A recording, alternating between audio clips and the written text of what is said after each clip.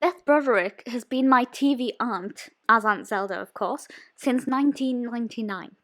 I try and watch everything that she does, and yet for some reason I have only just heard of A Perfect Christmas List, which is a film from 2014 with Beth Broderick, directed by Fred Olen Ray and written by Fred Olen Ray, Peter Sullivan, and Jeffrey Schenck. And I don't know how I hadn't heard of it, but I have to say it was worth the 6-year wait. It's a really nice, feel good film that I thoroughly enjoyed, and it's got a beautiful bit of dramatic irony going on here. So, it's quite a long-winded description on IMDb, so I'm not going to read it out, but basically a family is together at Christmas after the grandmother, the matriarch if you like, Evie, has to stay at her own daughter's house, and her granddaughter goes there as well, and Evie's very clever and sly. Sly. The audience knows this, but her family do not. But she's put together this list of things for her family to do to create this perfect Christmas while she's not allowed to leave her bed while she recuperates. And the reason she's done this is because her family are not the best of friends all of the time. Certainly mother and daughter.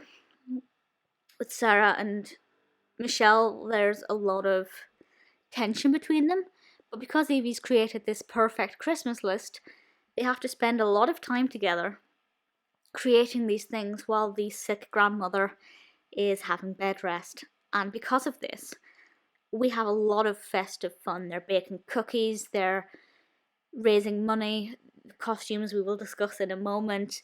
But for me, it's an exceptionally festive, feel-good film. We have Santa, we have decorations, we have brilliant music. And it's great to see our mother and daughter character, Michelle and Sara, getting along. But all the while we know that Evie was up to something very cunning. And I think what she did was absolutely brilliant, and I love that slyness about her. I think she's a great character. She's played by Marion Ross, and I absolutely love her. I think she did a brilliant, brilliant job. There is some prospective romance in this. We have the family doctor Brandon, played by Aaron Hill. He does inject some potential romance in this, and certainly Michelle, Beth Broderick, is looking for her daughter Sara, played by Ellen Hollman, to get a relationship and move on with her life. It's not so much that she's not proud of her daughter, who is a children's author, but you can sense that she'd rather her daughter have a very classic housewife with loads of children kind of scenario. And that's one of the reasons why there's quite some tension in the family. But as we see the family grow closer together, it's very heartwarming, it's very humbling, and I just feel like Evie's smile gets bigger and bigger as her plan unfolds. And that's not to say she isn't sick, she does have to recover. But the timing and the stars have all aligned absolutely perfectly.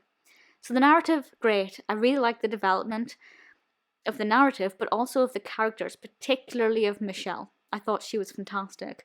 Maybe I'm biased because I love Beth Broderick, but she was fantastic. There's one scene in particular, I won't spoil the intricacies of it because Michelle does something that was unexpected, but they try and raise money for a children's charity wearing these very sparkly festive dresses.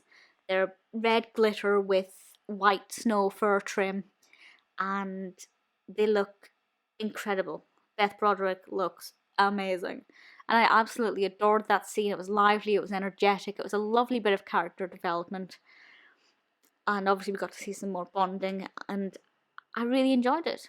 And it made me want to get up and not do that exactly, but go out and do some fundraising, which is always a good thing to be inspired to do.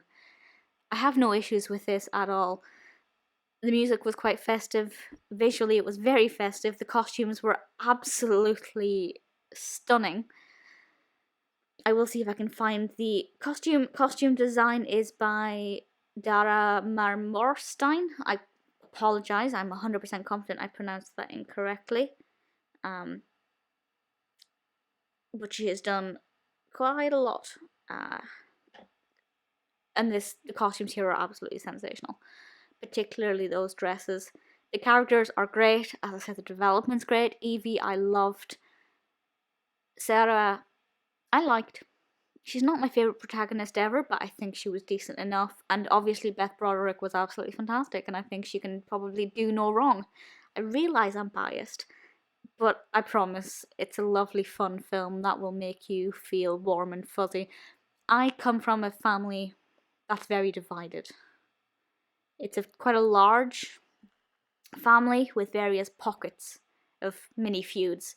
So this, for me, not my immediate family, not like my parents and things, but this makes me want to just bang everybody's heads together and say, look, time is precious, it's limited, just get on with each other and enjoy the time that we have. And I think it's a lovely message, a brilliant moral to deliver, and in such a fun and exciting and inspiring way. The Perfect Christmas List may not be the most perfect film ever, but I would watch it again. I will probably watch that sparkly dress scene on YouTube if somebody's uploaded the clip. If not, I'll just continue watching it on Netflix, I guess. I thoroughly enjoyed it. If you get a chance to watch it, as I said, it's on Netflix just now. I hope you like it too.